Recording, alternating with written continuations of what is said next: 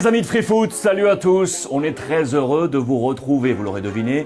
On est à Marseille, à la Commanderie, le centre d'entraînement de l'Olympique de Marseille. Interview attendue avec un homme fort, 1m88, 32 ans, 15 février 1993. Je le connais bien parce qu'il a notamment porté le maillot de Valence, en Espagne. Vous savez que j'ai un parfum particulier pour ce club. C'est monsieur Geoffrey Kondogbia.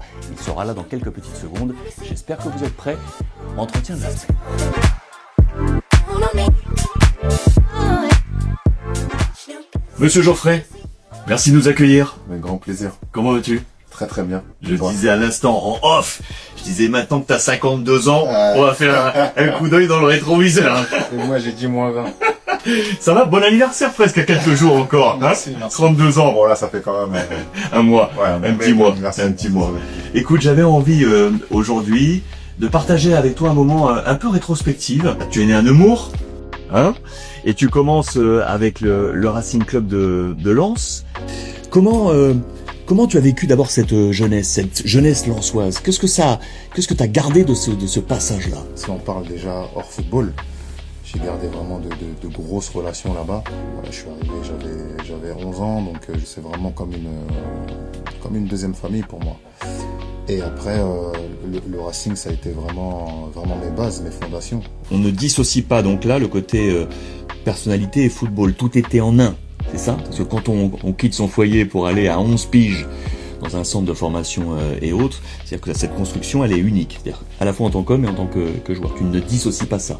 Non, je ne dissocie pas parce que j'ai appris plus que du foot là-bas. J'ai appris le respect, j'ai appris l'entraide. J'ai appris le courage, j'ai appris la résilience, j'ai appris plein de choses qui n'étaient pas forcément la première chose qu'on apprend sur un terrain de foot. J'aime bien ce sérieux, mais on est ado, il y a bien une petite casserole à Lens, non? Quand tu es au centre de formation, il y a bien un petit truc que tu as fait, non? Ou tu t'es fait un peu taper sur les doigts? Bah non, mais après naturellement, j'étais quelqu'un de très... On va dire, j'avais beaucoup d'énergie, surtout quand... C'est bien dit, ça. Quand il y avait les amis. On avait un bon petit groupe. Ouais. Voilà, avec, il y avait Varane, Aurier. On était vraiment des vrais enfants, en fait. Donc, on vivait l'expérience au maximum. Quand c'était le moment d'être sérieux, on l'était, mais vraiment pleinement. Et quand c'était le moment de déconner, on dépassait aussi les limites. Donc, on faisait vraiment tout avec le cœur et au complet.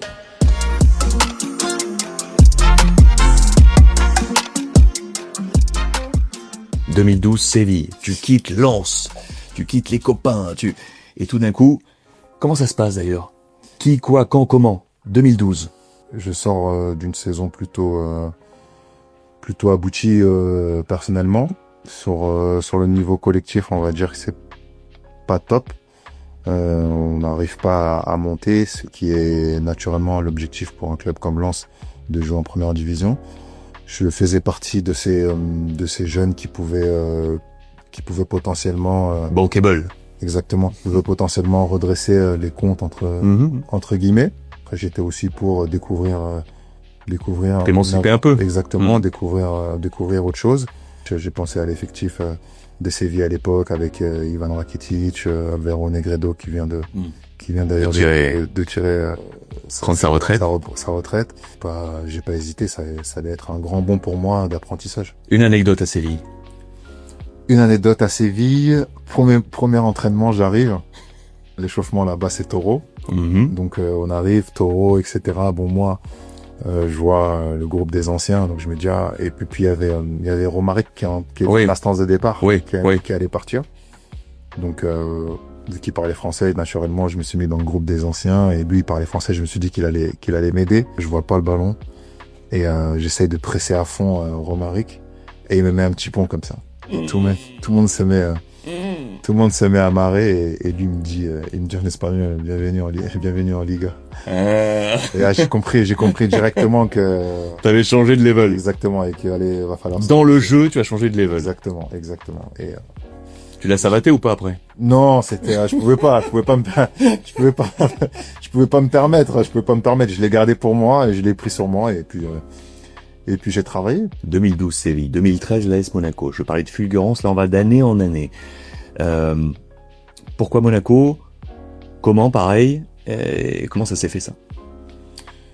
Alors ça s'est fait très très rapidement. Honnêtement, je m'attendais pas à une adaptation aussi fulgurante en Espagne. Dans mon objectif, c'était de continuer ma progression là-bas. J'étais apprécié de tous, de mes coéquipiers, du staff, de la direction. Et après est venue cette opportunité du grand projet ambitieux de l'AS Monaco. Tu as hésité? Au début, j'étais pas trop pour. Et puis quand j'ai vu l'envergure du projet, j'ai commencé à hésiter. Ouais, je me suis dit que peut-être ça allait être quelque chose de positif pour moi. Donc j'ai saisi cette opportunité. Anecdote à l'AS Monaco? La deuxième année où avec Leonardo Jardim, la veille de match, je sais pas si vous saviez, mais on faisait des oppositions où on choisissait nos postes. Vous? Oui, on choisissait nos postes. Okay. C'est-à-dire que moi, des fois, j'allais gardien. Ok. Berbatov allait défenseur central. Et en fait, c'était une manière de décompresser et de me relâcher la pression avant les grands rendez-vous. Et donc, ça lui arrivait de faire ça. T'es bon gardien? Pas mal. C'est vrai? Pas mal. Non, franchement, pas mal. Mais bon. Je tenterai pas de... Donne pas des biscuits à Roberto, hein. On sait jamais ce qui va se passer, hein, tu sais. Mais en tout cas, ouais, c'était vraiment marrant, mais ça nous permettait de décompresser avant les matchs. 2015, tu arrives à l'Inter. Je me souviens vraiment de ce moment-là parce que ça avait été... je me souviens tellement de la presse italienne qui a dû d'ailleurs être pour toi un poids assez lourd, hein, parce que t'es à ce moment-là dans le top des transferts de l'histoire de l'Inter. Ça t'a pesé, ça? Oui, naturellement. Trop?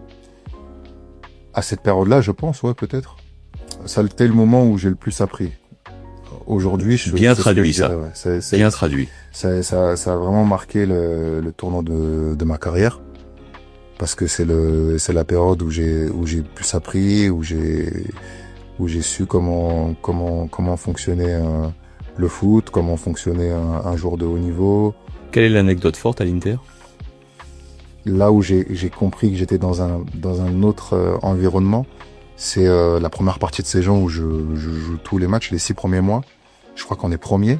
Je sens une pression, en fait, que ça soit médiatique ou autre, vis-à-vis de moi, alors qu'on est premier, je suis titulaire, ça se passe plutôt bien. Et c'est là que j'ai vraiment pris conscience que je devais apprendre et tirer davantage au niveau de l'expérience, quoi. La séquence qui suit, avant de rejoindre l'Olympique de Marseille, c'est de nouveau l'Espagne. Tu es prêté du côté de Valence. Je me souviens encore de ce moment où tu arrives, parce qu'on s'était retrouvés là-bas. Et puis à l'Atlético Madrid. C'est ce moment-là où tu croises Marcelino, qui ensuite va te ramener à l'Olympique de Marseille. C'est à ce moment-là aussi où tu croises Pablo Longoria à Valence. Comment tu me résumes cette séquence espagnole, où ensuite El Cholo va te chercher parce que Valence est en difficulté, tout s'écroule, et du coup il faut trouver une porte, et El Cholo t'appelle. Je dirais que c'est les conséquences de mon expérience en Italie. Ouais. En Italie, c'est tout ce que j'ai appris, tout ce que j'ai emmagasiné dans ce championnat où la culture tactique, la culture du travail, la culture de la préparation des matchs, je l'ai retranscrit dans mon deuxième chapitre en Espagne. Quelle anecdote tu me sortirais sur El Cholo? Parce que pour tout le monde, c'est un personnage, hein. Non, tout ce que je peux dire, enfin, il y a beaucoup d'anecdotes. Il est très très différent de ce que vous exactement, de ce qu'on peut voir en match. Oui. C'est totalement l'inverse. C'est quelqu'un de très calme, de très reposé, qui fait confiance à ses joueurs.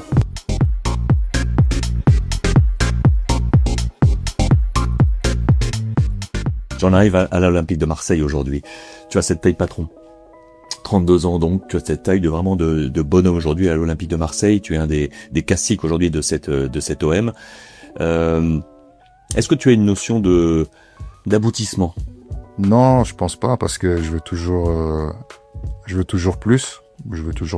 J'ai toujours envie d'essayer de montrer que je suis toujours là, que je suis toujours au niveau, que je mérite de vivre cette expérience à l'Olympique de Marseille. Donc, mais honnêtement, je peux pas mentir. Il y a des jours où on a des sentiments de fierté, d'aboutissement par rapport au chemin qu'on a traversé, mais ça reste évasif, c'est très très rare. Je te pose la dernière question. Quand tu regardes et tu repenses à tout ce qu'on vient d'évoquer, là, ces différentes étapes, est-ce que tu as un regret? C'est marrant parce que j'en discutais avec un proche très récemment qui m'a posé la même question. Et je me suis posé la question, mais voilà, j'ai pas de regret parce que pour moi j'ai quand même fait ce que je voulais faire. Et j'avais toujours l'ambition de pouvoir connaître des championnats, connaître d'autres horizons, d'autres cultures. Parce que le football, ça ouvre aussi ces portes-là. Et du coup, quand tu auras réellement 52 ans, tu te diras, j'ai fait ce que j'avais à faire? Bonne question, mais on n'y est pas encore, donc m'amène pas. 20 piges encore. M'amène pas jusqu'à mes 52 ans. Laisse-moi profiter encore un petit peu. Geoffrey Mine, merci. Merci Infiniment d'avoir eu cette transparence sur cette magnifique carrière. Merci. Qui continue. Merci.